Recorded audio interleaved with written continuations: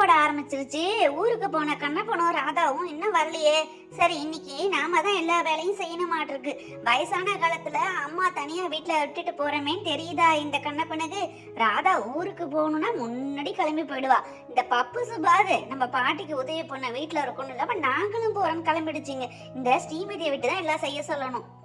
அம்மா, நான் வேணும்னா உங்களுக்கு ஹெல்ப் பண்றேம்மா. நீங்க ஏன் தனியா கஷ்டப்பட போறீங்க? ஸ்ரீமதி, நானும் ஒன்னதான் நினைச்சேன். இன்னைக்கு ஸ்ரீமதியை விட்டு தான் எல்லா வேலை செய்ய சொல்லணும். நீ முதல்ல போயிட்டு மாட்டு கொட்டகையே ஃபர்ஸ்ட் சுத்தம் பண்ணு போ. சரிம்மா, நீங்க சொன்ன மாதிரி நான் மாட்டு கொட்டகையே போய் சுத்தம் பண்ணிடுறேன்.